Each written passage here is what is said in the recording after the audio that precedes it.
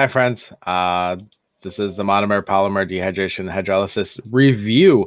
And I know you think to yourself, we're doing a lot of reviewing this week, and that's really because there's a lot more people virtual this week, and it's new to them, and we're kind of in the weeds on a pretty difficult topic.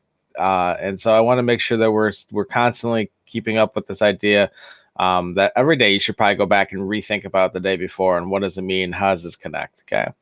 So before we even get going, Friday we're gonna have a quiz, and the quiz is gonna be over the week. There is some stuff on Thursday that will be on the quiz, but it'll be very, very light, and it's mostly these 3 days that we'll be covering. Okay, so right off the bat, yesterday you guys did a review about the quiz and everything like that.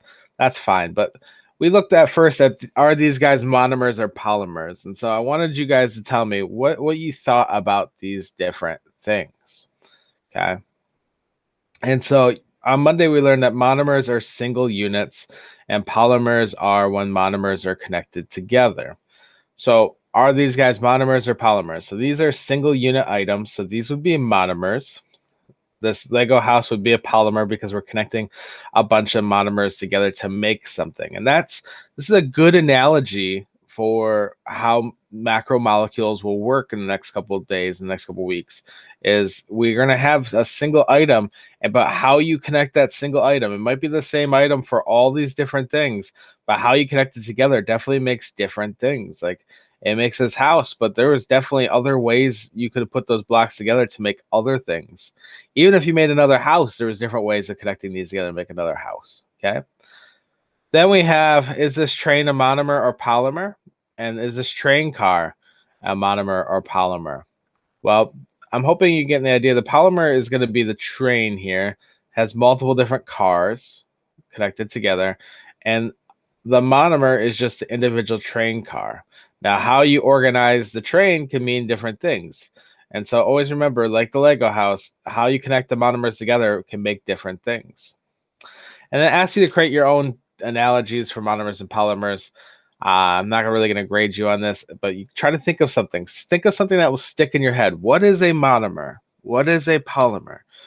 Remember, a monomer is a single unit because it reminds me of one golden link in my bracelet, and the polymer is my whole bracelet. Perfect, because when we get to the quiz or a test and you have that in your head and you have that quick connection, you'll remember it instantly. So there's that part we did yesterday. What was this assignment?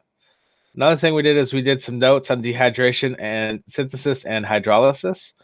And you guys had to finish part 4 of the homework from the day before, but not part 3. Part 3 we have not covered yet. So part 4, looking here, is about dehydration and hydrolysis. Okay. So which process breaks down polymers into monomers?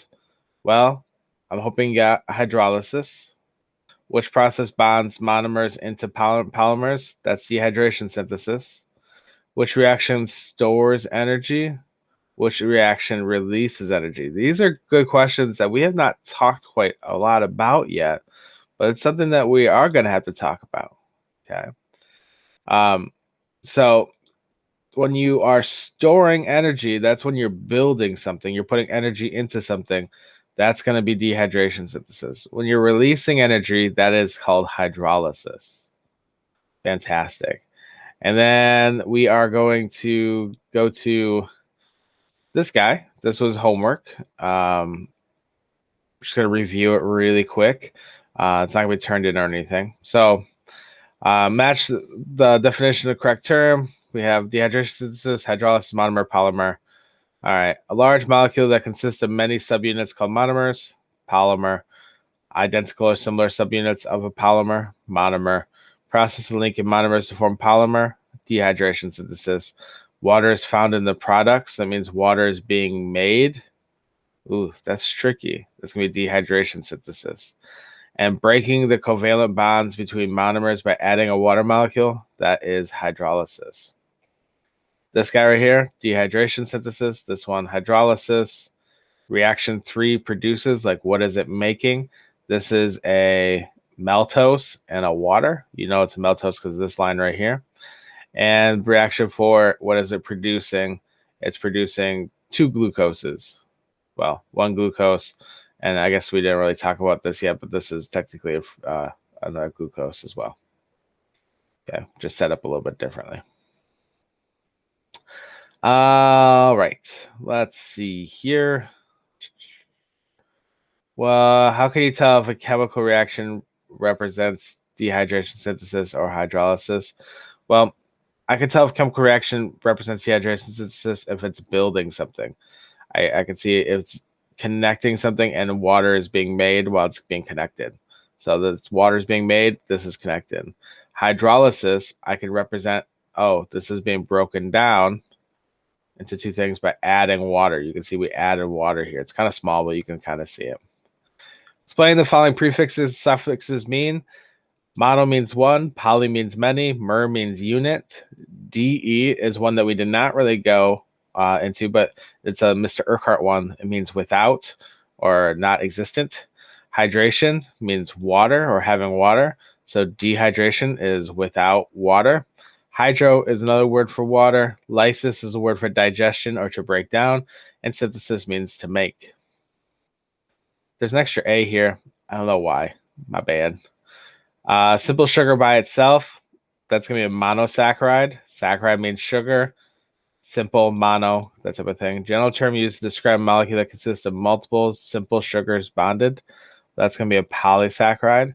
A group of units connected together, that's going to be a polymer. An individual item by itself is a monomer.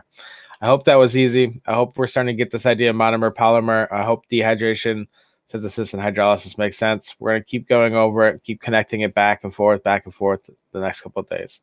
So thank you for watching. I hope that helps. I'll see you guys later.